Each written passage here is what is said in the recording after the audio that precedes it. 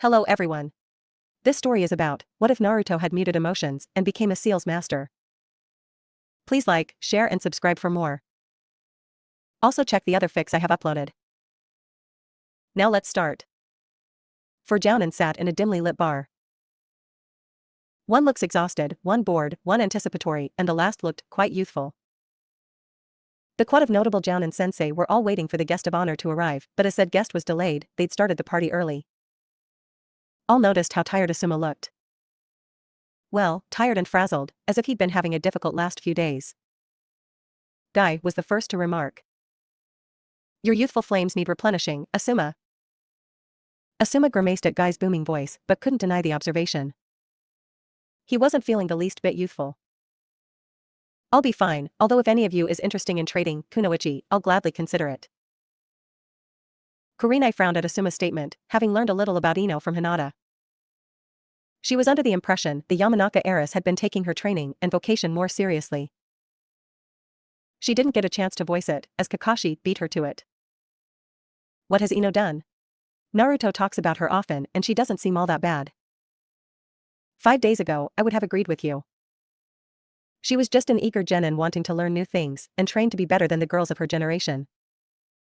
What happened to change that? Well, the Sarutobi was surprised to see Ino there so early. She looked calm, ready, but entirely too calm. He labeled it youthful overconfidence and didn't think too much more about it. The pair stood in silence after a brief greeting. Minutes passed and the boys were bordering on late. Asuma bit onto an unlit cigarette as he watched the final 2 members of his team arrive. He could tell something was off. Choji had a thin layer of sweat forming on his face, and Shikamaru looked not just lazy but actually tired. He knew they weren't the hardest workers, but they were both pretty fit for genin, so that confused him. Ino, however, remained composed as she stood across from them. Alright, this is a friendly spar, so no death blows, and no maiming, anything else is fair game. Any questions? His students all shake their head in the negative, so he gives permission, then you can begin. We quit, Shikamaru said, stopping Ino in her tracks. What do you mean you quit? You haven't done anything yet, Asuma barked, truly disappointed in his shinobi. I don't know how, but Ino poisoned us. Ayan can barely think and Choji is yawn already breathing heavy. This is too troublesome, Shika finished before he flopped on the ground with zero grace, Choji following right behind him. Asuma absorbed Shikamaru's words, but couldn't fully comprehend them. He knew what each word meant separately, but together. Ino didn't really poison her teammates to win a bet, did she? He turned to his lone kunoichi and saw her donning a large smile. I did it, Asuma-sensei. I even understood the secret lesson. Secret lesson? He asked while quirking an eyebrow. Yeah. You wanted me to treat this as an assassination mission. That's why I had Shika's and Choji's moms poison them both and got blackmail material on Choji. Choji grimaced at that but didn't have the energy to protest it. He'd live in fear later, he needed a nap. What? He yelled internally but said, good job, Ino. She nodded. Asuma was in the process of re-evaluating the Yamanaka. She wasn't afraid of hard work, but her reasons were oft immature. He assumed her desire to learn his signature weapon was for similar reasons. And while he didn't mean for her to derive a deeper meaning from this that she had was impressive. That she would poison her teammates was concerning. That this change seemingly happened overnight was even more so. Asuma would spend the next hour talking to Ino as she undid all of her unused traps, from pitfalls meant to sprain ankles to tripwires that triggered all manner of projectiles. She even had explosives and flashbangs prepped. Once finished, he walked her through some beginner moves with his knuckle knives. They were a poor fit in her smaller hands, but he resolved to have her measured for her own pair. A deal was a deal. She really had her teammates poisoned the night before a spar? Kurenai asked in mild disbelief. Yep. To win a bet? She pressed. To complete a mission, Asuma corrected. She really looked underneath the underneath on that one. Wonder who could have put that in her head, Asuma mused while giving a pointed look at Kakashi. I've never spoken to Ino a day in my life, Asuma. Oh, not you. That blonde brat of yours. Ma. Naruto-kun is far from a brat, Kakashi said with a nice smile.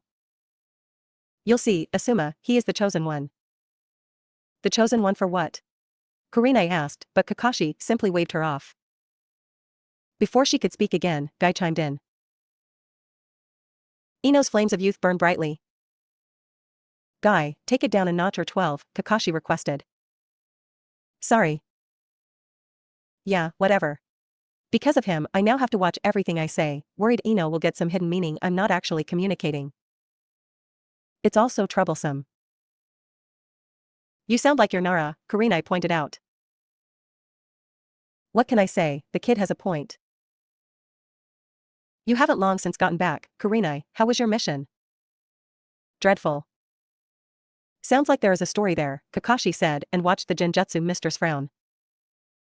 3 siblings tried to kill the others for their inheritance and fail, getting stranded in the process. We escort them back home where a 4th sibling, our actual client, accidentally kills the 3 murderous siblings with a crossbow. In his distress, the final sibling takes his life and the town rejoices as that money now goes to the public coffers. Shino actually laughed at the absurdity of it and that was the most unsettling thing of all. Damn, Asuma said but wouldn't get to expound as the lady of the hour had finally arrived. Anko Madarashi walked into the bar, not in her usual attire. Instead, she wore a spaghetti-strapped black cocktail dress that stopped just above her knees with matching heels. Her hair was actually down and the torture expert was flashing a wide grin. You guys start without me, she questioned as she took a seat. Not really, though it is very Kakashi-like to invite us out and arrive late, Asuma observed. Sorry, I got held up, but I'm here now so let's celebrate. She exclaimed and watched Kakashi flash through several hand signs and flaring his chakra, causing a simple privacy barrier to emerge. Now, we can celebrate without any unkind ears listening in, any? The copy ninja said. YOSH. We must allow our youthful flames to burn brightly for Anko's newfound freedom from that dastardly snake. Guy bellowed, causing everyone to wince.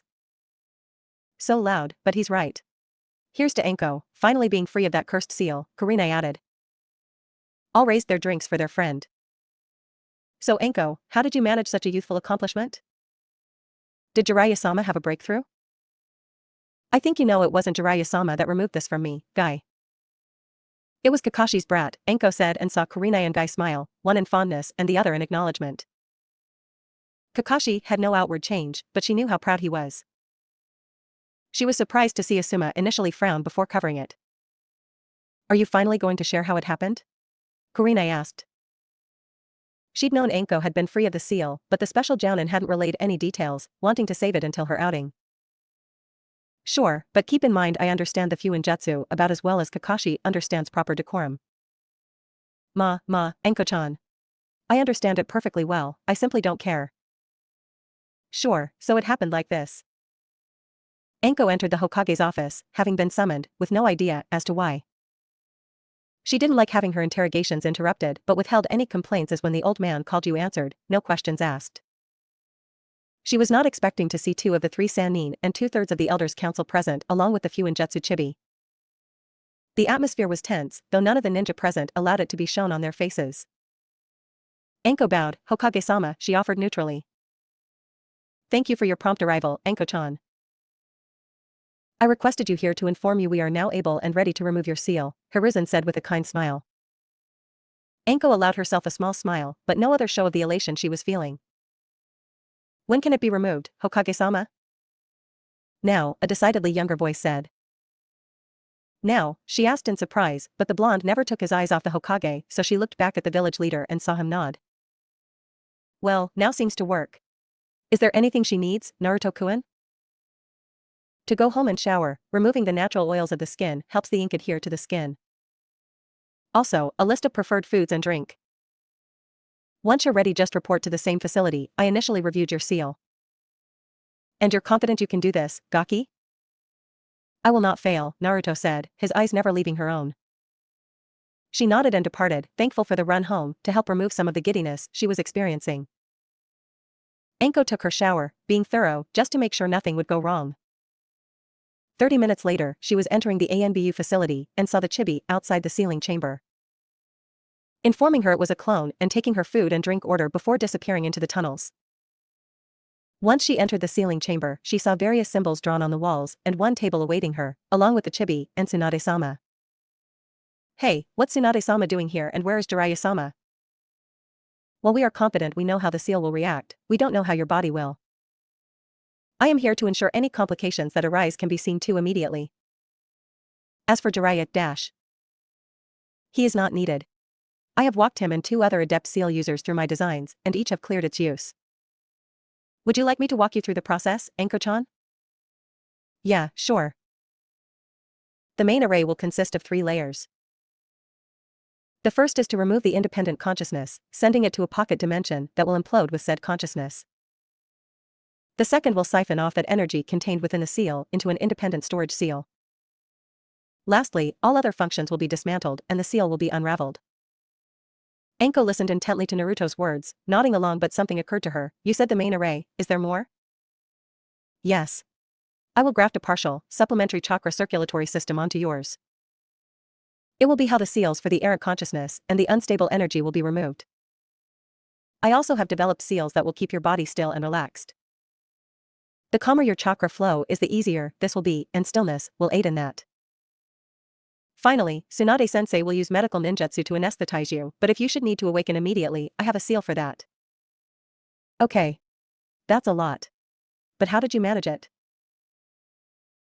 We were alerted to a substance that can produce a special kind of chakra ink. It will make it possible to trigger the seal in a controlled way and ultimately remove it, Tsunade answered. Anko nodded at the small blonde again. What do I need to do? You have to remove your clothes so I can paint the seal, Naruto instructed, and then stepped out of the room. Why did he bother to leave? He's going to see it all anyway. Anko asked and watched the slug Sannin shrug. It's pretty standard at the hospital to give your patients some privacy. Being naked and getting undressed in front of someone can feel decidedly different. Oh, when he called you sensei?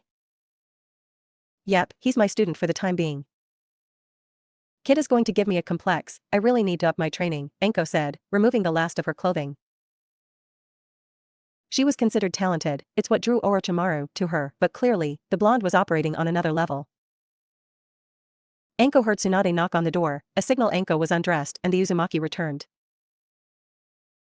He wasted no time drawing the seals on her, utilizing a team of clones. The ink felt cool against her skin. After about an hour, she was lying on her back, drifting off, thanks to Tsunade's medical ninjutsu. Her last image being of unbelievably blue eyes looking into her own, not an ounce of apprehension or doubt to be seen. When Anko awoke, it was 5 hours later and her senses returned in sequence. First, she felt, and not how she expected to. She felt warm, intoxicatingly warm. And heavy, but that too was pleasurable.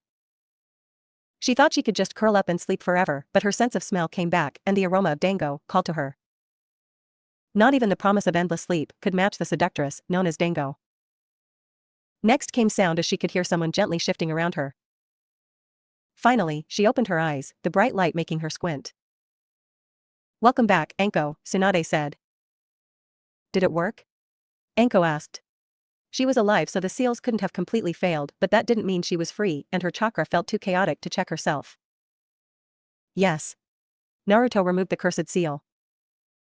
Anko willed the tears away from her eyes. She was internally joyous, but she refused to cry even in happiness. She'd wasted too many tears over her sensei and promised she'd never do it again, not even at the severance of their final bond. She hastily moved on from thinking about him. She no longer had to think about him at all. She was untethered. Unencumbered. Free. Her life was truly hers once again. Anko listened to Tsunade as she gave her a medical rundown. Apparently, it'd take a few days for her chakra system to settle, but once it did she'd have her fully chakra capacity back, and outside of maybe needed to train her control again, there weren't any significant issues Anko would have to contend with. When Tsunade asked if Anko had any questions, she only had to. Where's the Gaki? I sent him home. Removing the natural energy from your system required your chakra and to be in near balance, but your reserves weren't large enough for that, so Naruto had to transfer some chakra to you. Transferring raw chakra to someone safely is incredibly taxing, even when he had a seal prepared to aid in the transfer. Once the cursed seal was removed, he was wiped and needed rest. I can't believe he did all of this for me, Anko said. Tsunade laughed, momentarily confusing Anko. I know it may not be obvious, but if you really get to know him, you'll find he's a very caring young man.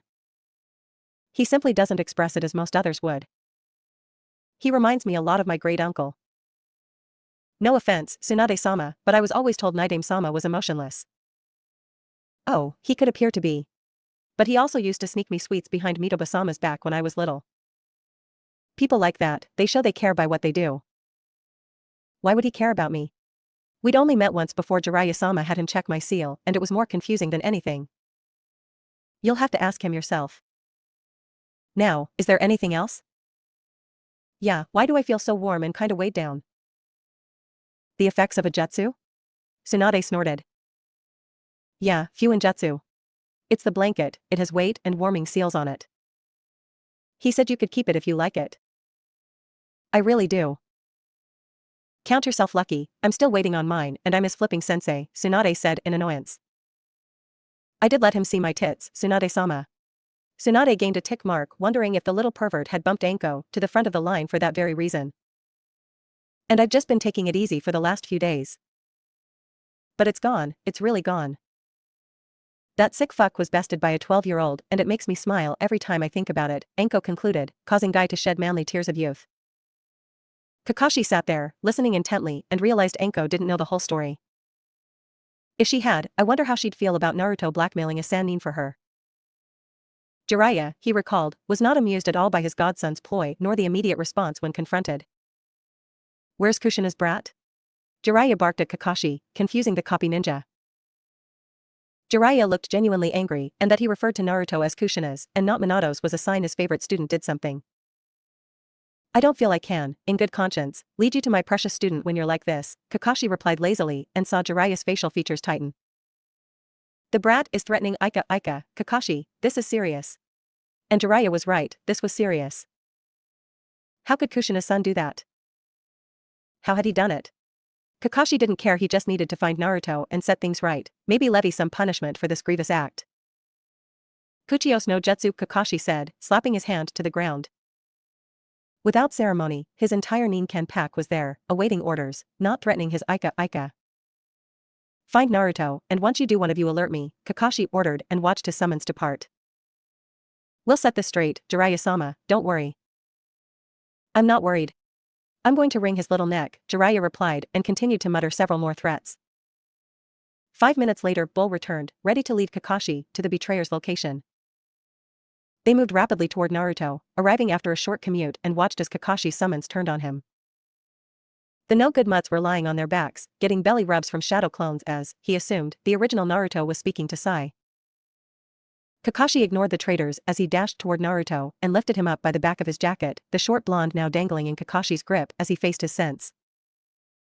Hataki-sensei, he greeted. Don't Hataki-sensei me, Naruto. Why have you threatened the Ika? Tell the truth and your punishment will be light. Naruto squinted and tilted his head until he saw Jiraiya approaching and realized Jiraiya snitched.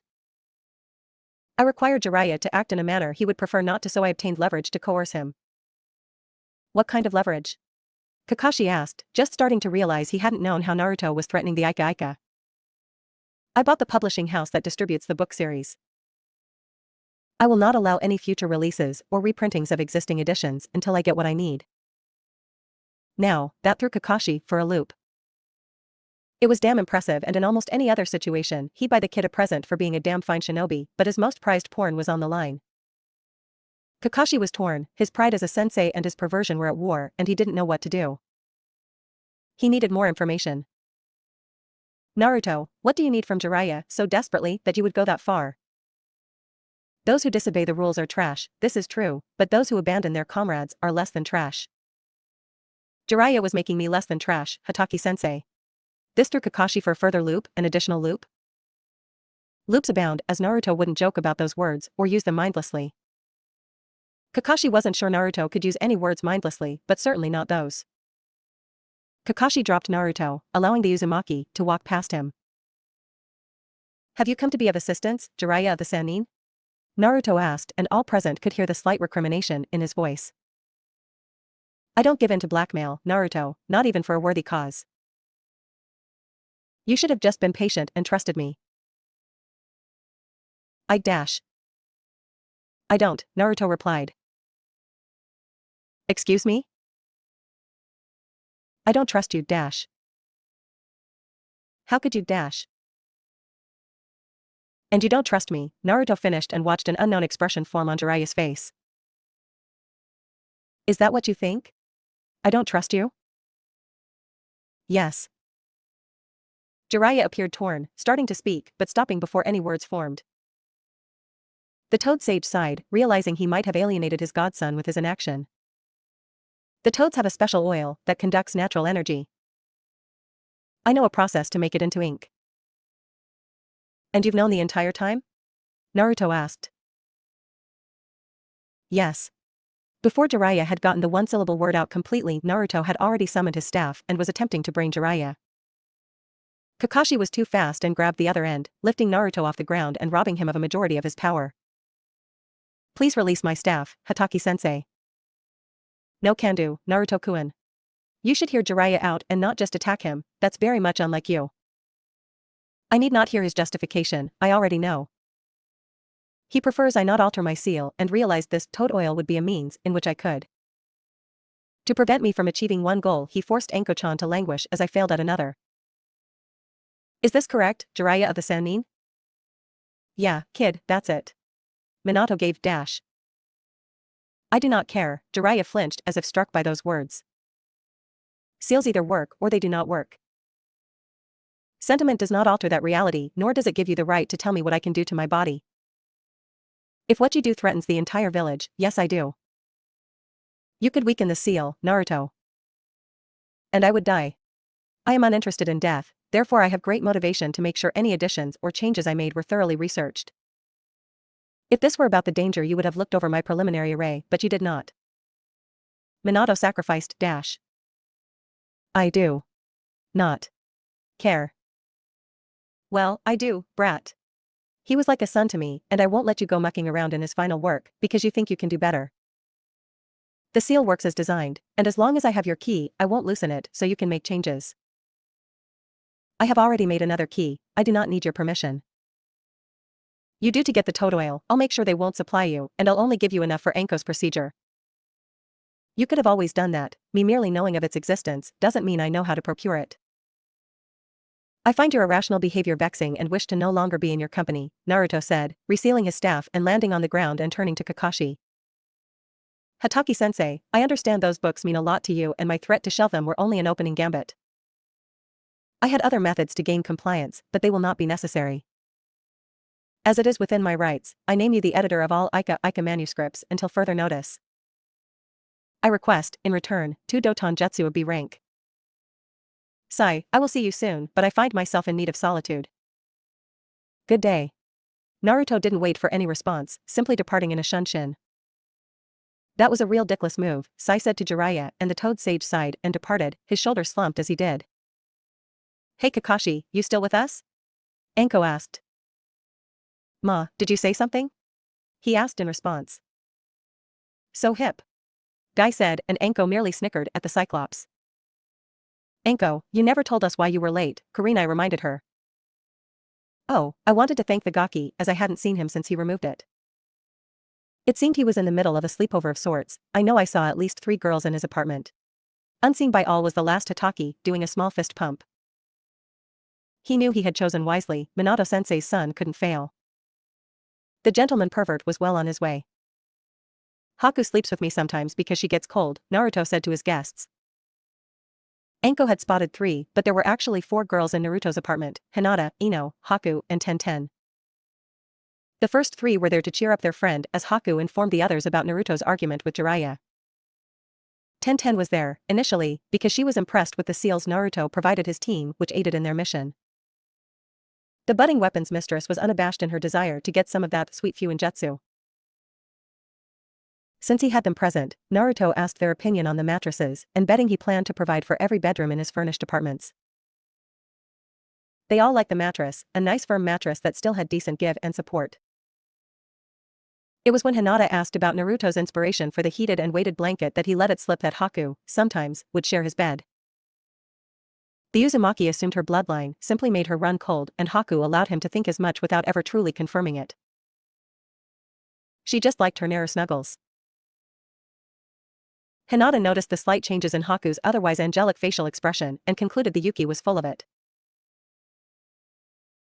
Not one to come in second or be denied, she hastily called for a sleepover, rushing out with Ino to get some new sleepwear as well as inform her clan she would be visiting a friend for the night.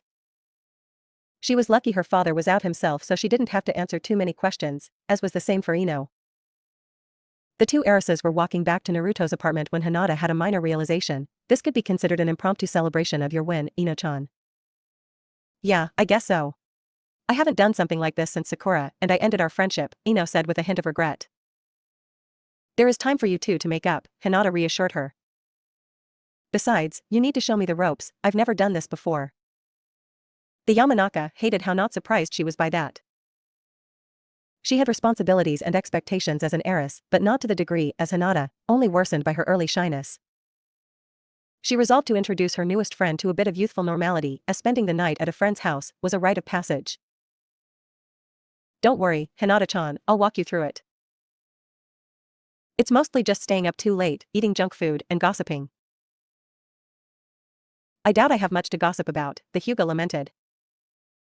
And we will certainly have to fix that, but what I want to know is who was that hot chick all up on your man and why was she so thankful to him?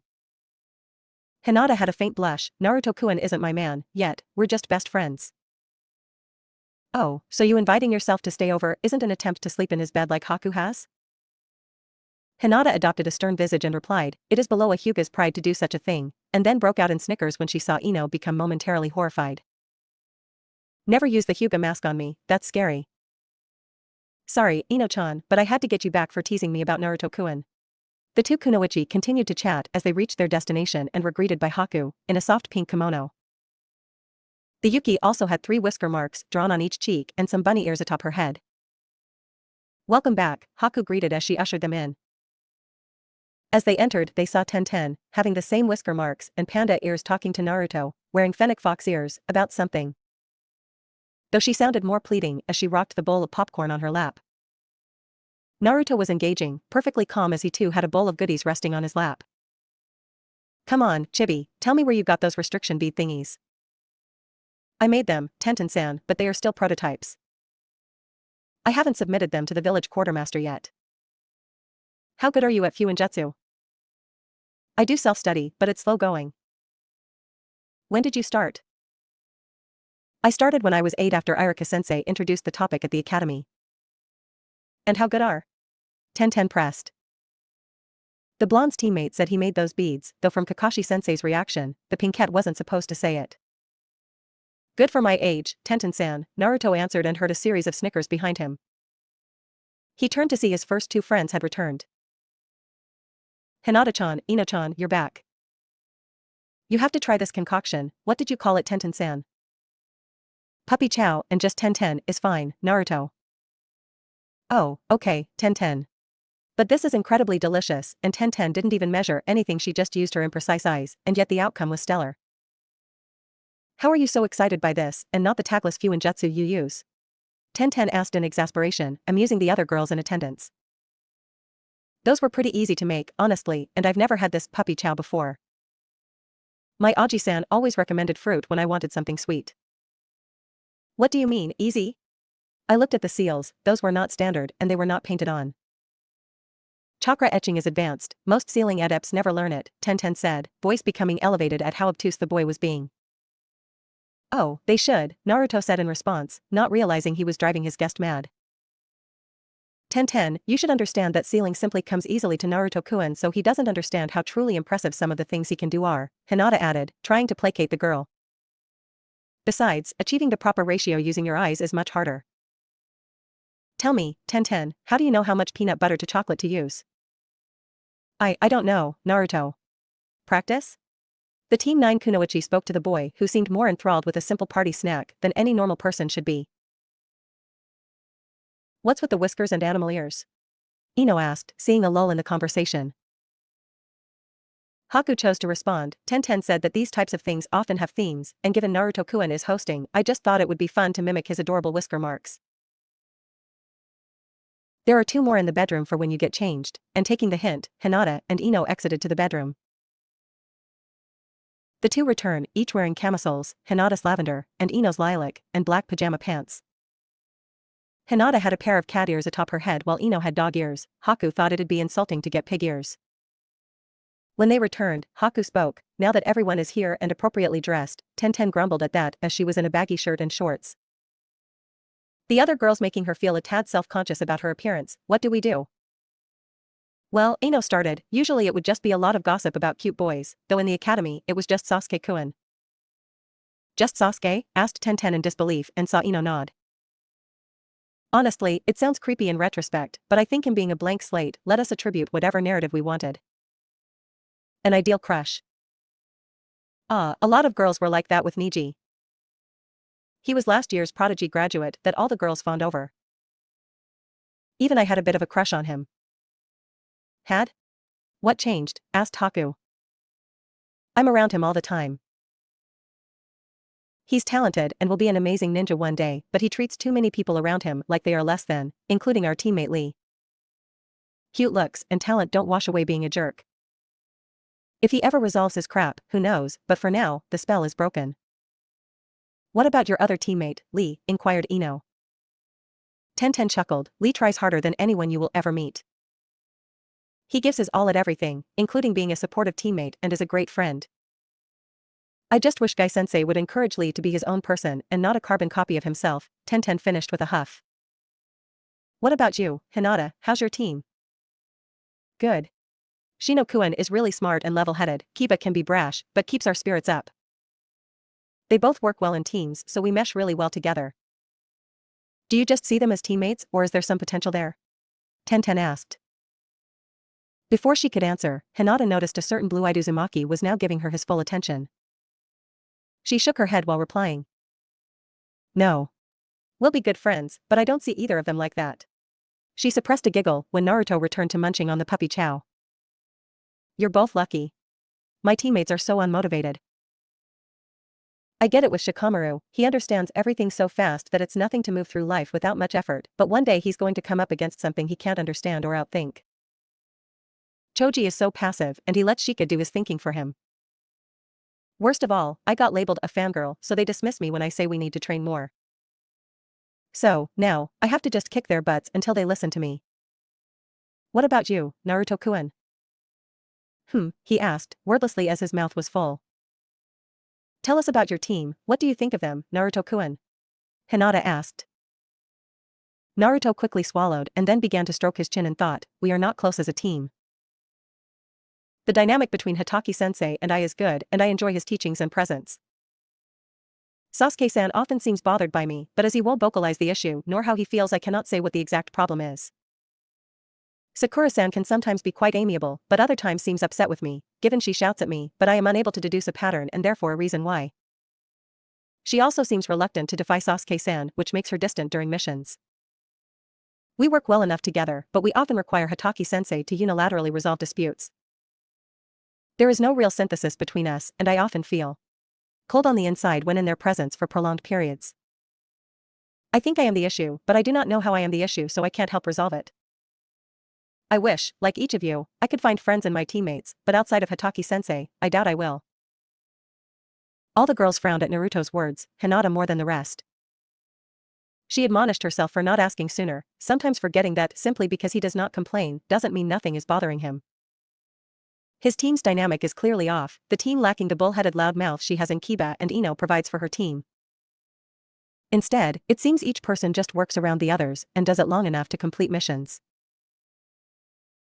Not ideal, as when placing your life in the hands of others, this type of teamwork only has the appearance of professionalism, but it was an illusion. Once you make Chunin you can change teams, Naruto-kun, Hinata said in response and saw a spark of something in his eyes. Do you think I could work with Sai? It's a possibility, Hinata answered. I would hate to leave Hatake-sensei, he has a lot left to teach me, but I think it would be enjoyable to work with an actual friend. We still haven't really hung out with Sai, Naruto-kun, Ino said. Oh, well Haku has, but I'll try to arrange something. Maybe a training day and a picnic? That's what we normally do. I'd be up for it, Ino answered. I would like that as well, Hinata agreed.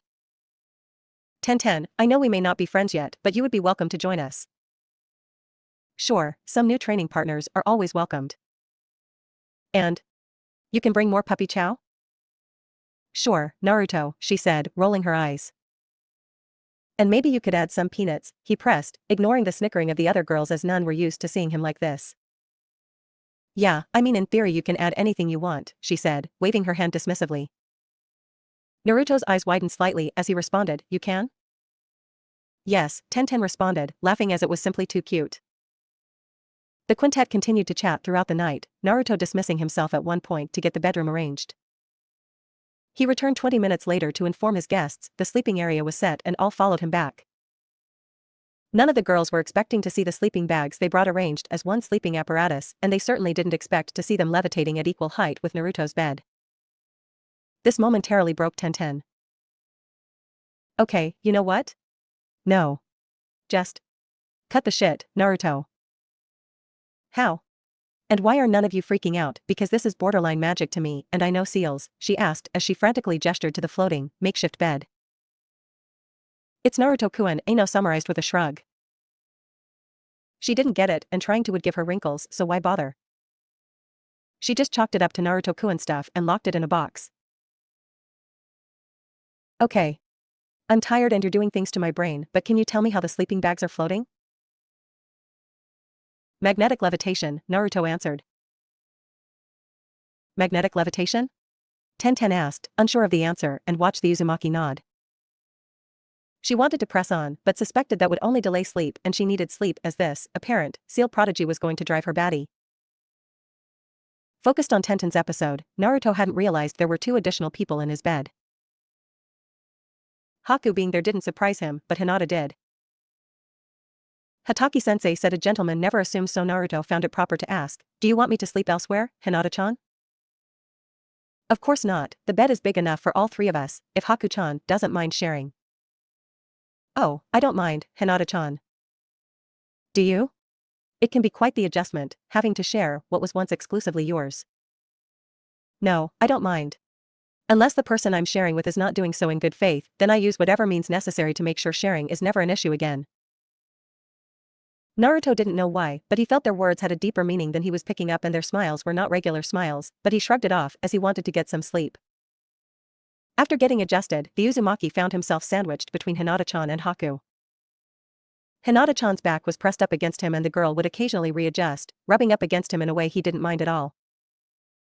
Haku was behind him and periodically running her hands through his hair, which is something he enjoyed as well. He was a very content seal master at the moment. After everyone was settled, it was Ino that realized something obvious. Man, the lights are still on and I'm all comfy. Naruto. Having no desire to move and having been forced out of bed to turn off the lights before already had a solution. He clapped twice and the room went dark. What the shit? Tenten bellowed, her sanity fracturing. Whatever, good night. Good night, Ino repeated. Night, all, said the Yuki. Pleasant dreams, Hinata offered. Good night, Databeo. Naruto disliked alarm clocks. The noise, the bright, ugly display. He found waking up to one jarring, but realized modern life did not allow one to simply awaken naturally. People had schedules to keep and things that needed to get done. He, as he often would, turned to fuinjutsu to solve this dilemma. Naruto created a seal that would mimic the natural process of leaving sleep. The seal is set to a timer and initiates the process an hour before Naruto is to awaken. It was with the help of Tsunade-sensei and Shizen-senpai Naruto completed it, as the seal regulated brain chemistry and body temperature. And while they cleared the use for him, the 2 senior medics still wanted to run tests before they applied it to individuals without rapid healing abilities. The Uzumaki agreed, seeing the logic of their caution. While Naruto greatly preferred this method of waking up to the old way, one downside is the seal doesn't naturally adapt to sleepovers. So, at 4 o'clock, Naruto was awake and alert while his guests were still slumbering peacefully. If Haku slept over, it generally wasn't a problem as she held him in a loose grip. However, Hinata-chan must have turned around at some point as the Hyuga heiress clung to him rather tightly. Naruto reasoned she must have gotten cold last night. He didn't mind her holding him so intently, but it did make extracting himself rather difficult. As even she would admit, Hinata didn't do early mornings. Sleeping in and cinnamon rolls were 2 of the indulgences she'd allow herself. He didn't want to anger his friend or start her day off bad.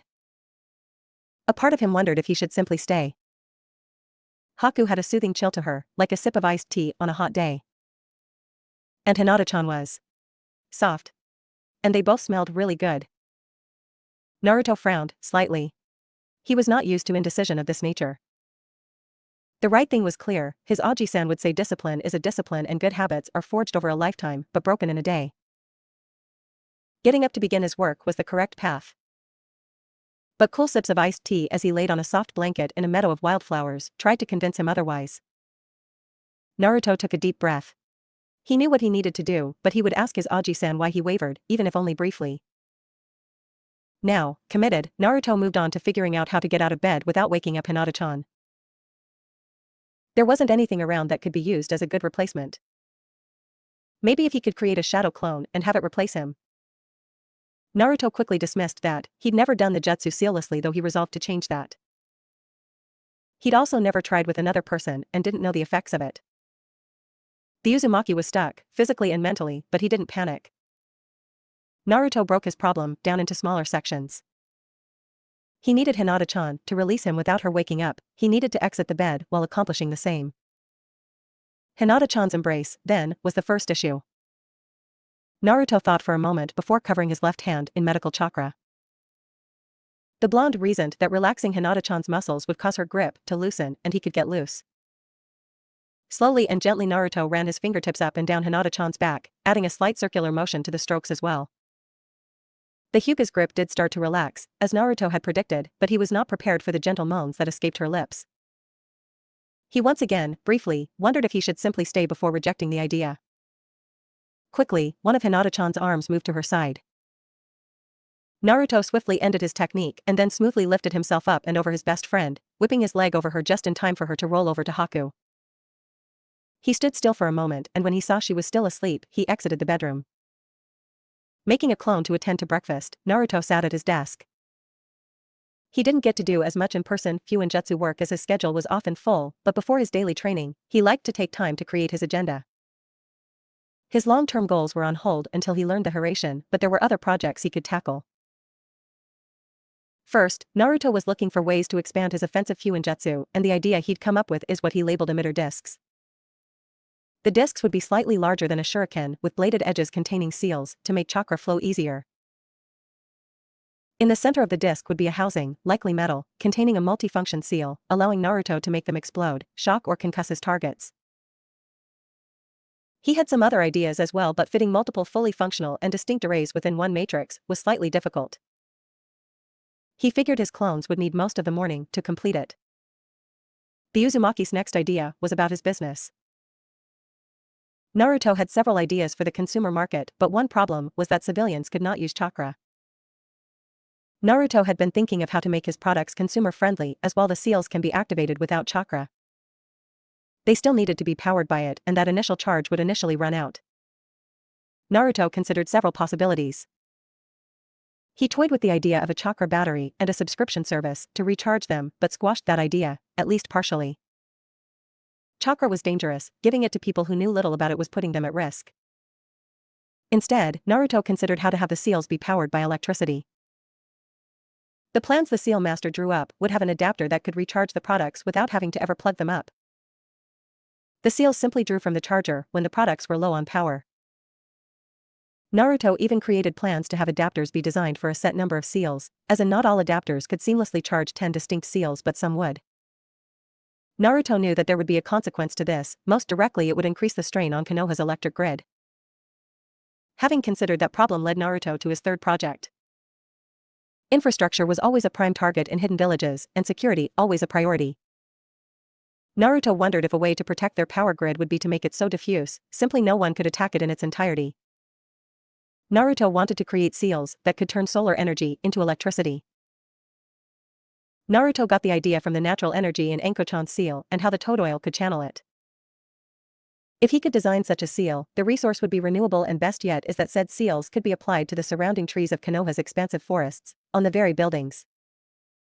Or an apparatus designed specifically for that.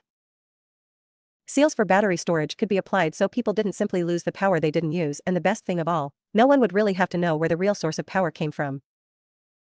The old plants could remain, giving potential threats a target that wasn't as valuable as they assumed.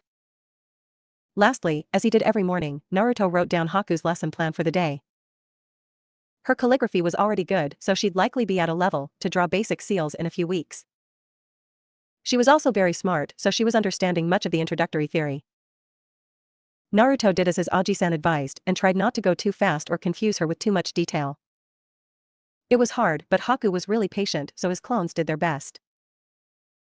With his plans drawn for today, Naruto sat at the table to eat a light breakfast of oatmeal with berries, 2 hard-boiled eggs, and some green tea. Naruto ate his meal in silence as the clone cleaned up. Once finished, Naruto slipped back into his room to grab a change of clothes, changing in the bathroom and then departed for his workout. When he stepped outside, the air was brisk and he could see his breath. Naruto applied his resistance seals, slightly increasing the level from the day previous, and then took off. He raced across the rooftops, the wind rushing through his hair. Naruto enjoyed his morning runs. He'd enjoyed running since he was a boy. Moving faster and faster, changing levels as he moved from the center of the village to the training grounds. Being able to not think about anything but still aware, ready to react if need be. It was peaceful. Approaching rapidly, Naruto could see something in the distance. As he neared, he realized it was a person and someone he hadn't expected to see. Naruto slowed into a light jog before stopping right before the individual. "Hataki-sensei," Naruto greeted. "Naruto-kun," he greeted back with a nice smile while putting his book away. "I wasn't sure to expect you given you had overnight guests. How was it, by the way?" "It was enjoyable." "I bet 3 girls in your apartment really should be." 4, Hataki-sensei. "There were 4, Naruto corrected. "Even better," Kakashi replied. "So, what are you doing here?" "Oh, I got lost on the road of life and thought I'd stay here just in case you came by. I believe I owe you some Dotonjutsu, yes?" "Ah, yes." "Good, now I am going to amend our deal just a bit. One jutsu I'm going to teach you is C rank, but I have someone coming by to teach you another. The 2 I'm giving you will aid you in performing the third. As we hadn't reached an accord previously, I accept the amendment in good faith," Naruto said, holding out his hand. Kakashi shook it without a second thought. "Excellent. Now, create some clones and divide them into 2 groups," Kakashi ordered, then created a shadow clone of himself. Naruto followed suit, creating 9 shadow clones. "Alright, real Naruto and clone group 1 with me. I'll be teaching you the earth style, earth flow river, while my clone will teach group 2 the earth style, tearing earth turning palm," Kakashi informed the Chibi army. He performed the earth technique slowly, showing each hand sign with a pause and then describing how the chakra should be molded and channeled into the feet. The Narutos listened intently and Kakashi felt he was being observed by his sensei again, blue eyes absorbing every detail, noting every flaw and planning for use in ways no one would ever expect. Kakashi simply watched as his student dedicated themselves, to the task of learning the 2 new jutsu. First, they each went through the hand signs, slowly but gradually speeding up. Next, they tried channeling chakra to it. Once they saw an effect, they tried to use more or less to see the impact. 45 minutes into the practice, the unnamed special guest finally arrived. "God, you really start this early every day, kid?" Jiraiya asked, approaching Kakashi and Naruto. Naruto squinted at the man. He didn't know how to feel about Jiraiya as he'd never stayed mad at anyone, but he thought the man had been inconsiderate. Jiraiya saw Naruto's face and took it to mean his godson was still cross with him. "Hey, before you lay into me, just let me talk, okay?" Naruto nodded, not bothering to correct the man. "I overreacted. You were right, I don't want you to adjust the seal. I am terrified if you do you will harm yourself and the village. I should have told you that instead of delaying your ability to remove Anko's seal. I'll talk to her later to apologize." Naruto nodded again, it was as he thought. The man was irrational. His Aji-san had explained sentimentality to him once, saying fondness or love can affect one's view of situations. Naruto asked if that meant emotions should be kept out of decision-making and his Aji-san stated that was incorrect as well. He said it was not emotion in itself that was an enemy to rational thinking but an inability to balance emotion against other considerations or facts. His Aji-san said humans were emotional beings and to ignore that would be no more logical than ignoring the sky is blue. What will you be teaching me today? Naruto asked. So, we're good? Naruto tilted his head. He didn't know what the Sannin was expecting. Yes. Jiraiya speedily performed his hand signs and watched as the training ground became a mud pit. This is the Earth style, swamp of the underworld, Jiraiya announced, turning around to see 10 Narutos stroking their chins. I can put this to good use, the original said. Kakashi gave his student a thumbs up. Jiraiya wondered if he'd just resigned himself to being stuck in his own jutsu the next time he pissed the kid off. In his office, overlooking the training of his grandson, Hiruzen wondered if most of his ninja simply lacked common sense. He'd instructed Jiraiya on how to make up with Naruto, telling the man to just be honest and straight with his godson, or if he can't, cut a deal. He certainly didn't say give a 12-year-old A-rank ninjutsu. But Jiraiya's overindulgence was really on a cherry atop his annoyance Sunday, as his ANBU commander, 2 advisors, and Danzo were all in his office bothering him. The degree of annoyance was multiplied by them initiating a conversation they'd already had. Sandame-sama, he's wasted as a genin. He removed the cursed seal, something we all thought impossible. That has to be promotion-worthy, his ANBU commander argued. The upper tiers of the village heard rumors of Naruto's sealing ability, but a lot of what would make a seal master gape in awe was simply too advanced for others. Many of his ninja found the Fuin bracelets neat, not understanding the true complexity of their creation. But when you do the impossible, even if it isn't understood how, people take notice. Even if it were, he would not be going into ANBU once he was Chunin. He will never be an ANBU, Hiruzen stated, firmly. The long-serving Hokage was willing to let Naruto chart his path, but as long as he held breath in his body he'd never allow his grandson to join the elite organization. According to Kakashi, he has the maturity and mindset for it.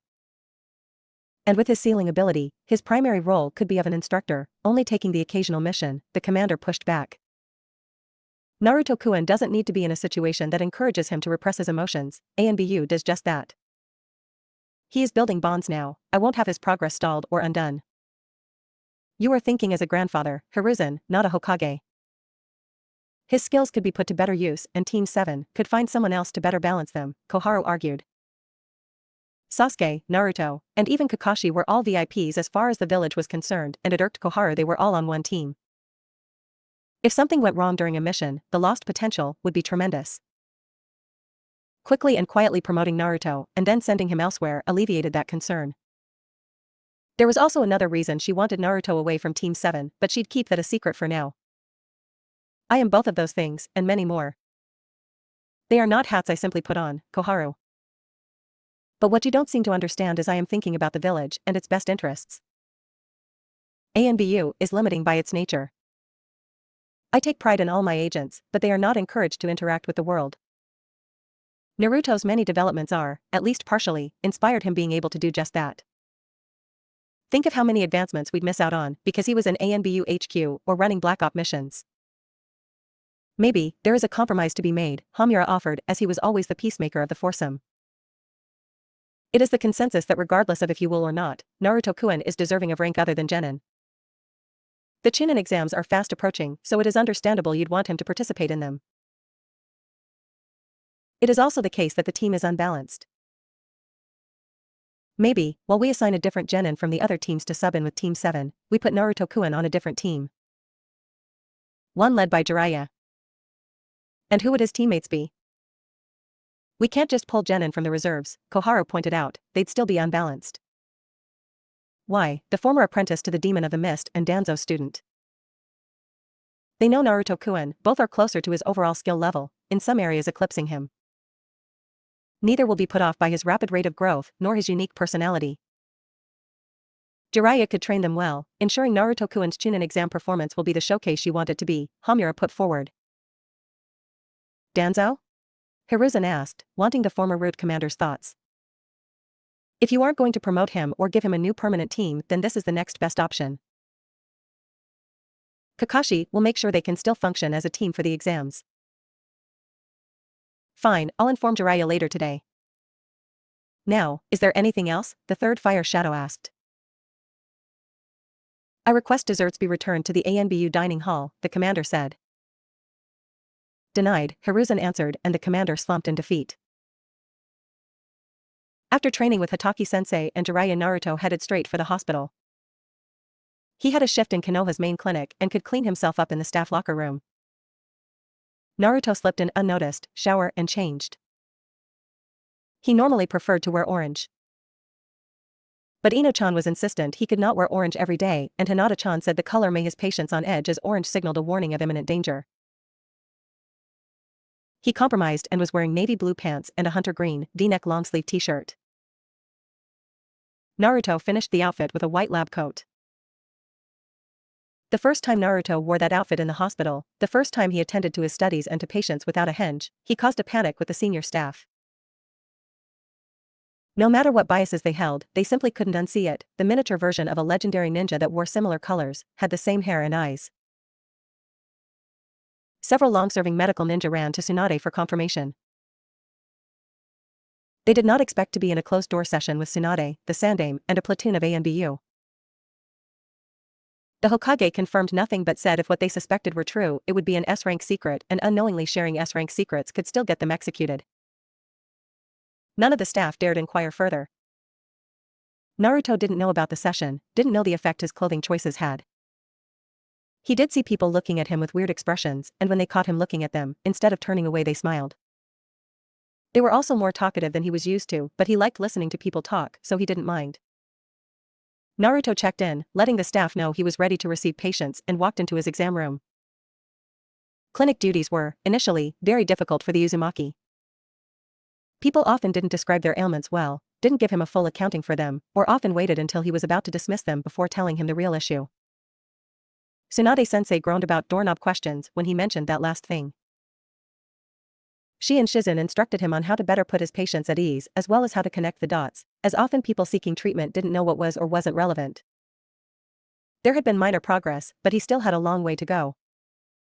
What was working in the young medic's favor was he simply didn't judge people for what others would find embarrassing.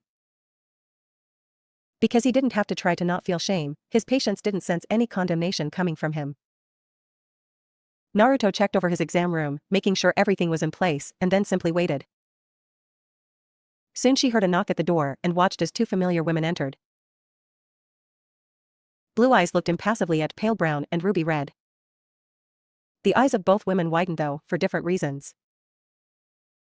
Like the medical staff days previous, Anko had just put something together. Kurenai was simply embarrassed that Uzumaki-kun would be the one treating her. She really should have stayed in bed. 45 minutes before their arrival at the hospital, Kurenai awoke with a searing headache and pronounced feeling of nausea. The room was spinning and she was sure if she'd tried to move too fast, she'd fall off the planet. It was clear, she'd overindulged again. Taking some deep breaths and fighting through her discomfort, Kurenai realized she was not in her bed, which means she was not in her home. The room didn't have any scents of tobacco or sandalwood, so she knew she couldn't be with Asuma. That left one person, and Kurenai hoped her friend wouldn't do what Kurenai knew she was going to do. "This is your glorious wake-up call from the sexy and single Anko Mitarashi, sweet cheeks." Anko shouted and then cackled when Kurenai winced in pain. Good, the snake mistress thought, her friend needed to learn not to drink so heavily. "Kill me now," Kurenai pleaded, earning a softer laugh from Anko. "Now, why would I do that? Mercy? Pfft, I ain't had that since my balls dropped." "Anko, you don't have those. You're a lady, remember?" Kurenai said, patronizingly. "Anko-chan might be a damn fine woman, but she ain't never been no lady, dig it?" Anko said, fist pumping in the air. Kurenai simply covered her head with the blanket, hoping Anko would go away and let her die in peaceful misery. The Genjutsu mistress knew she wouldn't be so fortunate when she felt the mattress sink slightly under the weight of Anko joining her. "Anko, please leave me be," Kurenai pleaded. "No can do, toots. I have one more day off and I want to spend it with my sister from another mister, which means we have to get you dried out in a hurry." "Fine, just let me get showered and borrow some clothes," Kurenai said, and Anko nodded vigorously, then stepped out of her bedroom. It was slow going, but Kurenai did manage to shower and change. Even made it to the hospital's clinic without losing her non-existent lunch. Being jounin, they get seen a little faster and both welcomed the preferential treatment, Kurenai most of all. That is until she walked in the exam room and saw Uzumaki-kun looking at her. "How can I help you today?" Naruto asked, causing each of the veteran kunoichi to realize they hadn't fully entered the room yet. Kurenai walked to the exam table, Enko grabbing a seat beside her. "Kurenai-chan got overserved last night and needs help managing her hangover," Enko said. Kurenai shot her a dark look, but the special jounin merely shrugged. "There are places that make alcohol consumption compulsory?" "I should alert Oj-san, this could be a public health risk," Naruto said, retrieving a drink from a cold storage unit. "No, Uzumaki-kun, it was not compulsory. No one forced me," Enko was simply being colorful in her description. Naruto didn't turn around, but Kurenai heard a hum and took it as him understanding her. Once the blonde had all his items, he placed the drink down along with 2 tablets in a paper cup. "The drink will cure the dehydration, the tablets will ease your headache. Are you still feeling slightly intoxicated, Yuhi-sensei?" "No, just nauseous," she replied. Naruto nodded and then performed 3 hand signs, causing his left hand to glow green. He placed it over Kurenai's midsection and the teammate sensei immediately felt her symptom alleviate. Kurenai smiled while saying, "Thank you, Uzumaki-kun." "You are welcome, Yuhi-sensei. Is there anything else I can help you with today?" Naruto asked and Kurenai shook her head no.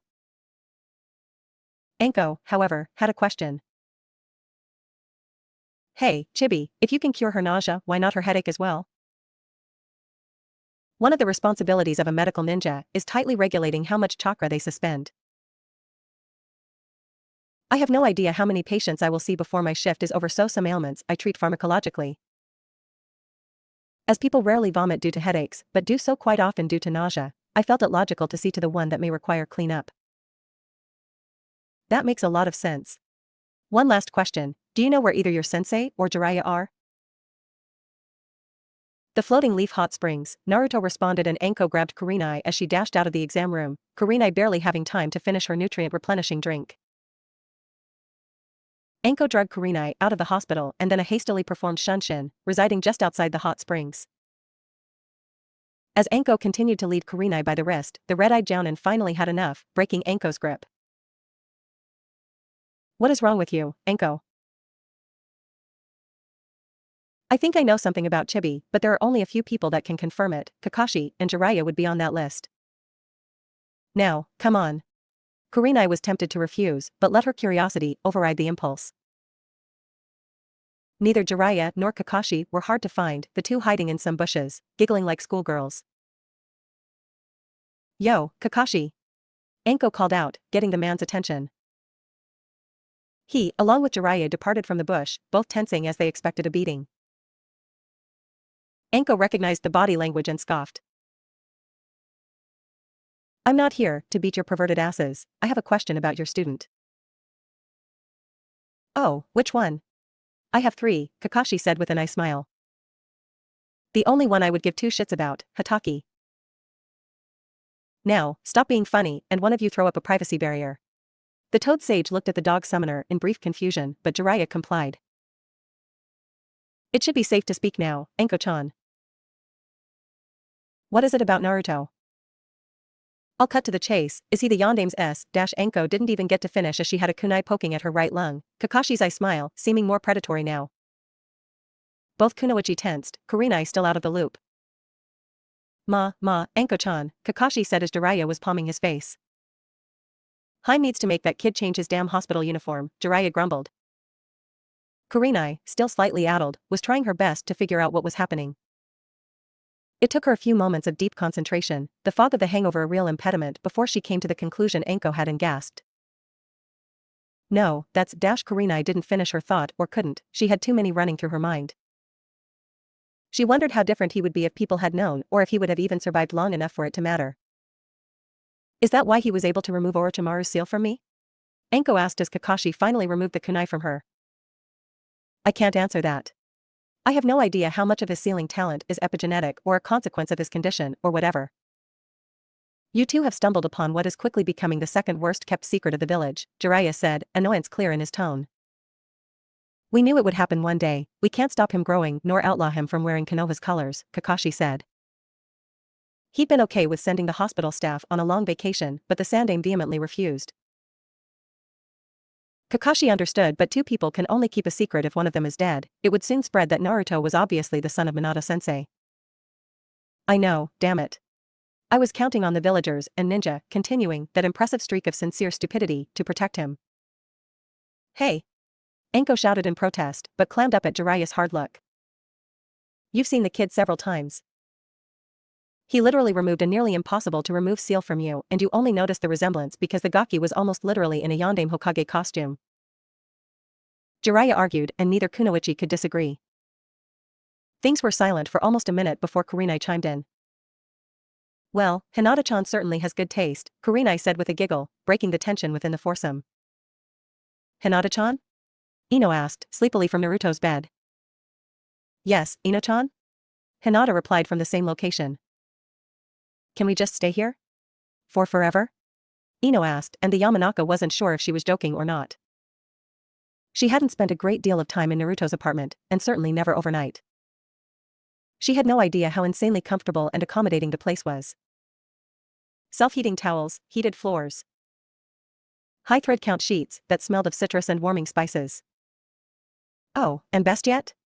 A clone that'll cook for you and pick up after you and could probably totally kick ass if need be. I'm not sure your father, clan, nor Naruto-kun could allow that, Ino-chan. Oh. Then I may have to steal him from you. Sorry in advance, Ino replied. But what about your dear Sasuke-kun? Would you so callously abandon him for a little comfort? That would be shallow, wouldn't it? Very, the Hyuga heiress replied. Well, what about all that work I put in? What other boys around our age know how to shop with a woman? Or will let her pick out clothes for him without complaint? Or can dance? I put in a lot of work here. And I thank you, Hinata said, but Ino was too deep into her musings to pay it any mind. He's going to be a doctor, who doesn't want to date a doctor? You're getting lost in the thread count, Ino-chan. Come back to me, back to reality. Both girls laughed at Hinata's call. Fine, fine. I'm back.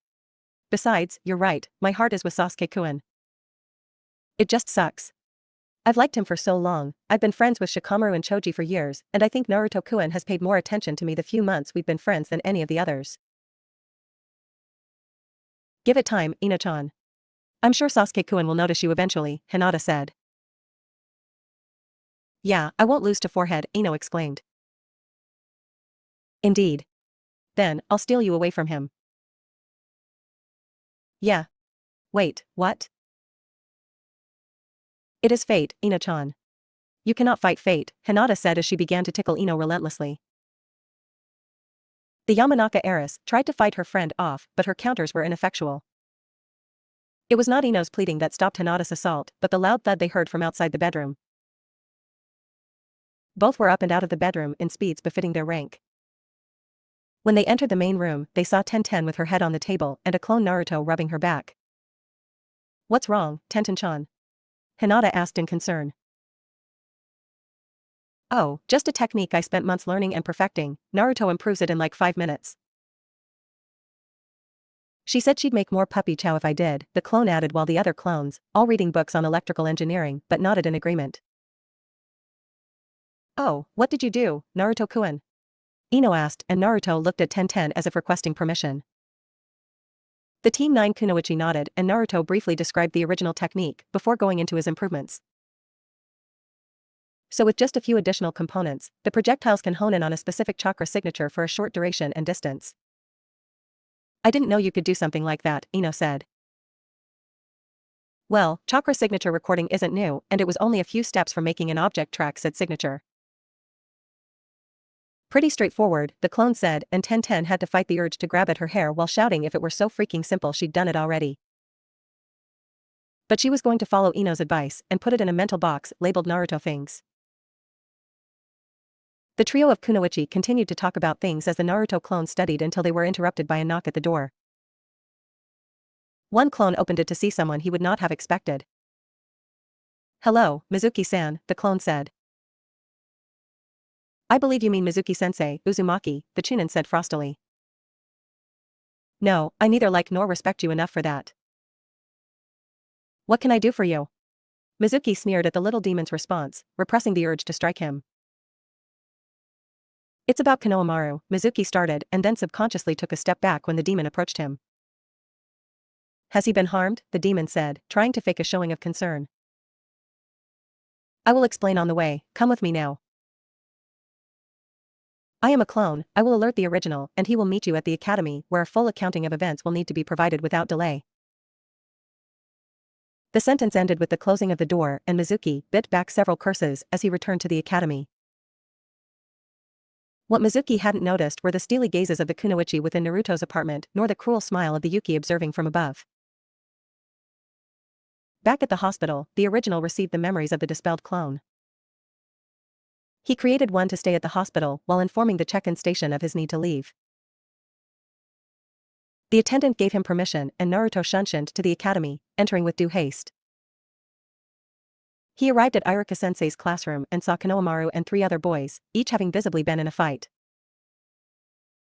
Naruto marched over to Konohamaru, not even acknowledging Iruka-sensei, tending to his little brother's busted lip. Please explain, Naruto said to no one in particular. Konohamaru-kun got into a fight, Iruka said and felt dumb when Naruto simply looked at him as to remind the academy instructor that was quite obvious. I don't know why, but Konohamaru threw the first punch. He's refused to say why, however, fighting like this is unacceptable. What happened, Kono-chan? Naruto asked and Konohamaru looked down, averting Naruto's gaze. Kono-chan, I am not upset but I require the details. They called you some names, Nichan, so I kicked their butts, Kore. Konohamaru, what could they have said to make you want to fight, asked Iruka-sensei. They called Nichan a retard, said their parents called him that all the time. Maybe I can't fight their parents, but I'll bust those losers up, Konohamaru said. The 3 boys flinched when Iruka-sensei sent them a hard glare. We don't use language like that in this academy, and we don't disrespect shinobi of this village that are trusted to protect it with their lives. You boys understand me? The Chunin asked and received a trio of affirmative responses. Konohamaru, I understand why you would be upset, but fighting wasn't the way to go. I agree, Naruto stated and Iruka-sensei smiled at Naruto being responsible. They had superior numbers and witnesses. If you need to punish them for their words, there were superior methods. A disinformation campaign that made them pariahs would be emotionally devastating and if conducted correctly, would be hard to trace back to you. A minor poison administered over several weeks that made them lose control over their bowels was a viable option, Naruto said, stroking his chin. Iruka-sensei was mortified especially since he couldn't correct his former student. Those were all tried and true ninja tactics, and he couldn't speak out against them. I don't know poisons yet, Nichan. We'll work on that. Instead, a series of escalating pranks would have sufficed. Or, at the very least, wait to attack when you had the advantage. I won, so I must have had the advantage. Yes, but I bet you worked harder and took more damage than you had to. What about Moegi-chan and Udon? I told them to stay out of it, Konohamaru said and smiled when he saw his brother nod in acknowledgement. Good instincts, you protected your team, but next time bring them in, plan ahead instead of just reacting and leave no evidence. Iruka-sensei can't punish you because he expects you've done something, and if he ever tries I'll put him in a scroll like I did Ebisu-san, Naruto said as he ran his fingers through Kono-chan's hair. Iruka-sensei wasn't thrilled by that threat but the Sarutobi smiled, knowing his big brother wasn't really like this with anyone else. Before our movie night, we're going to be training. I have my doubts, you're prepared to fight multiple enemies at once. Hi. If there is nothing else I need to return to the hospital, Naruto said to Iruka-sensei. The man replied in the negative and let his former, and oddly favorite, student go while smiling fondly. Naruto exited the academy building but instead of going back to the hospital, he made a detour to the Hokage Tower. His timing was fortunate as he gained entrance to see his Aji-san without delay. Hello, Naruto-kun. What can I do for you today? Hello, Aji-san. I cannot stay long, but I have something to inform you about and a question, Naruto said.